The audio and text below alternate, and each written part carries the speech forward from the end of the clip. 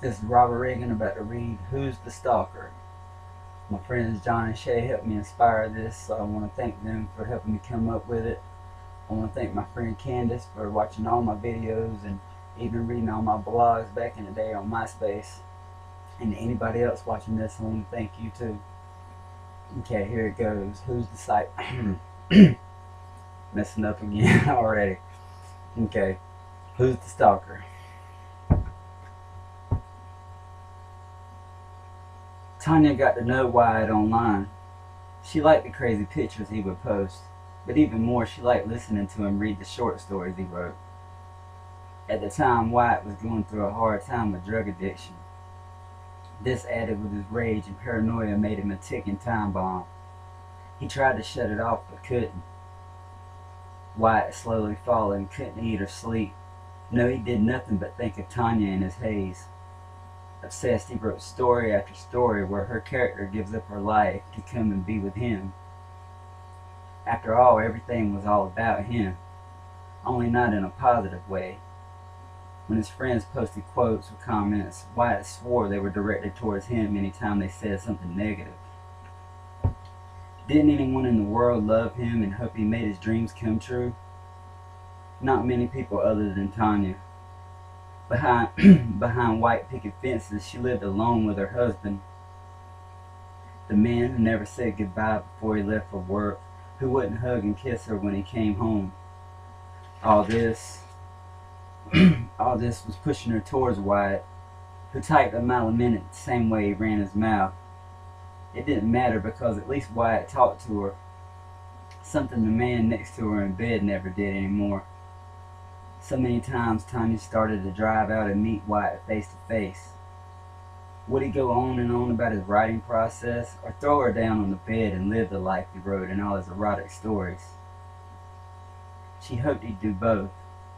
However, she couldn't pull it off with her husband's subject to get off work early at times. Really, Tanya felt trapped in their nice two-story house with its garage and blue shutters. Everything they owned was a reminder that nothing was theirs. Some things were his, and all the rest belonged to her. With no prenuptial agreement, he would keep the house. At least Tanya had her car. She just needed to get in and drive far away. She and Wyatt made plans to finally meet. Her husband had to go away on a business trip. Tanya didn't feel guilty because deep inside she had suspicions that he might be going to see someone else himself. Wyatt cut his long shaggy hair. He shaved off his beard. Instead of jeans and a black t-shirt over a long-sleeve thermal, he decided on a button-up shirt. Wyatt played their meeting out in his head. Then he wrote what he came up with. They were only short stories. Novels weren't for him. He learned this after trying 3, only to end up scrapping each idea. Sometimes those stories invade his mind, demanding to be finished. The same way people want to live, stories want to be told. For the first time in forever, those fantasies that he made up on paper took a back seat to this reality. He couldn't believe it. Tanya was really coming to see him. She couldn't believe it either, but around that time so many unexpected things happened. In the grocery store, she ended up in a long line waiting behind 2 guys buying beer and cigarettes. Turning around, one of them, skinny with his head shaved, says, "What's up, girl? You with anybody?" Flashing her expensive wedding ring, Tanya says, "I'm a woman, not a girl, and yes, I'm married." This guy's friend, who Tanya thought was handsome, slaps his smaller friend in the back of the head. "Show the lady some respect," he says, before nodding his head at Tanya. Before they walked out, she made eye contact with this with this guy a couple more times. When she pushed her cart outside, he was standing by his truck waiting for her. Calling her over, he says, "I know you're married, but it's not a happy marriage, is it?" Tanya melted right there before him, while his friend sat in the passenger seat looking on, shaking his head in disgust. Not thinking at all about her husband or Wyatt, she put this guy's number in her phone. He was a go-getter and he wanted Tanya. Wyatt finally came to her mind. She felt guilty knowing he wanted her too. This guy Lance was just there, right then and there. Plus he seemed like a hard-working man, not a guy who sat around smoking weed and dreaming of being a famous writer.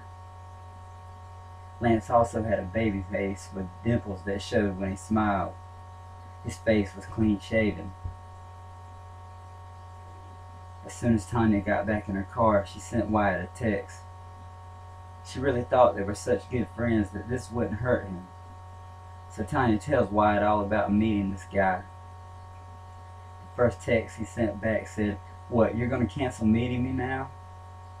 "No, Wyatt," she said, "I'd never do that." But then shortly after, she hardly got online or sent him a text. While her husband was at work, she went as far as to sneak Lance inside their home. He made her feel brand new, and so she had to take chances to be with him. Tanya's husband became suspicious. They were both sitting in the living room, as quiet and still as statues. Turning his head to look at Tanya, he said, "Are you cheating on me?" Acting shocked, she grabbed him. Pulling him close, she says, "I'd never do anything to hurt you."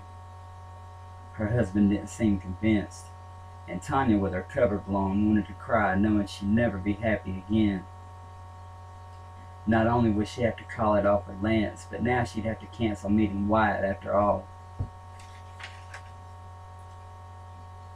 He was heartbroken when she told him online, claiming that she was lying about her husband catching on just to spend that time with her new lover.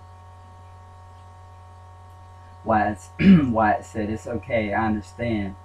He said, "But don't expect to talk to me anymore." When she told Lance, it wasn't 30 minutes later that he showed up with his friend. He was taking the whole thing pretty hard. Lance told her he'd never give up and begged her to leave with him. His friend sat and watched them.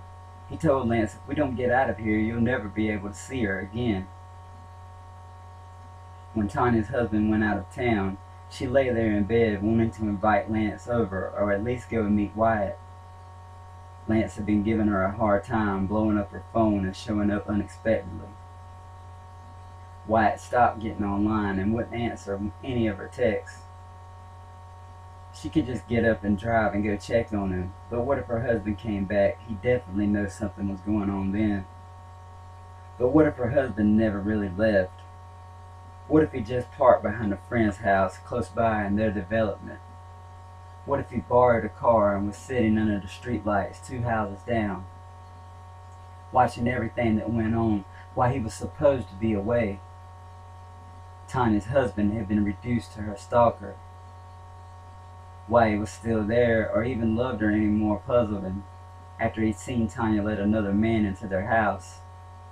Sitting outside with a gun in his hand, there was 2 choices: go inside, kill them both, or just kill yourself. He couldn't do either one then, but that night when he was supposed to be out of town, he swore he'd at least confront them before telling her it was over. Sitting there, he was going crazy.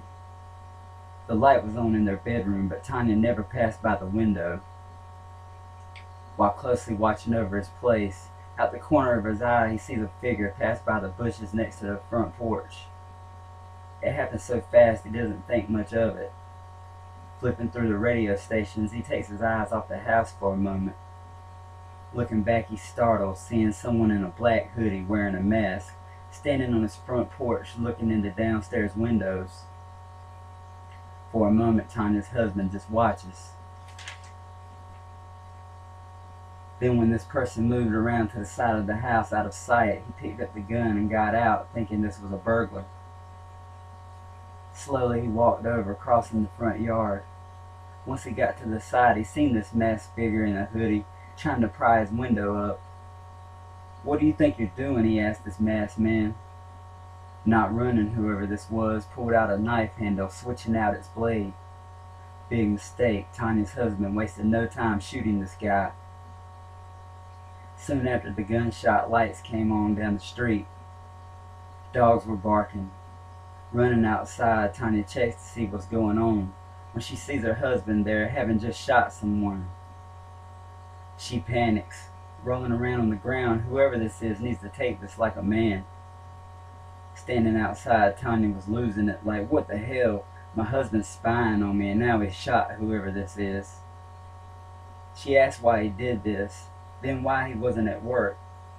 He explains that he was there to check up on her when he seen this guy walking around looking in the windows. Looking down, Tanya thinks this could either be Lance or Wyatt. It had to be. Who else would stalk her? Dying to know, she tells her husband to unmask this guy. Leaning down, he rips off the mask and Tanya said, "Oh my God, what are you doing here?" "Oh, so you know this guy," her husband says. Speaking up, Lance's friend unmasked, showing his shaved head, says, "Hell yes, she knows me. Now get me some help." He tells Tanya, "I've been watching you since the day I came here with Lance." Laughing with blood leaking from his mouth, he says Lance would be here himself, but he couldn't make it after I buried an axe in his forehead. Tanya's blue eyes filled with tears, and soon the police were on the scene, along with the paramedics to pick up this psycho. With blue lights flashing over them in the dark, Tanya reaches out for her husband's hand. Pulling it away, he says, "I'm done with you. It's over." It didn't matter. She still had Wyatt. She'd always have him. Logging into this social networking site, Tanya sees how the day before, Wyatt posted a threat to commit suicide, naming his parents and friends for turning him away from God. "Hope you're happy when I'm burning in hell. It's better than being in a world of hypocrites," he wrote. Finally, he ended the suicide note made public by addressing Tanya herself, saying, "You're the only person I had left, but you made your choice." She thought it was a big joke just for attention, but in the next couple of days, his friends John, Shay, and Candace posted "Rest in Peace," along with all their memories of Wyatt. Most of the people he thought were friends posted comments like "burn in hell" and "have fun giving Satan head." Because of Tanya, Lance and Wyatt both lost their lives. At least her husband made his escape before she finished destroying okay. Because of Tanya, Lance and Wyatt both lost their lives. At least her husband made his escape before she finished destroying his life. Honest to God, Tanya didn't mean to be so evil. I'm sorry, that's a major issue with me. Every time I'm doing these videos, I'm just a nervous wreck. I don't know if you can tell it or not, but I'm a nervous wreck, and it makes me just screw up in the middle of lines, like the key line here, you know what I'm saying?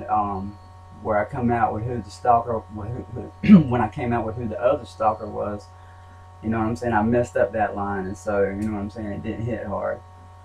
But anyway, sorry about that. I'm always, sometimes I do good, most time I'm messing it up. Anyway, this is Robert Reagan, and thank you. Bye.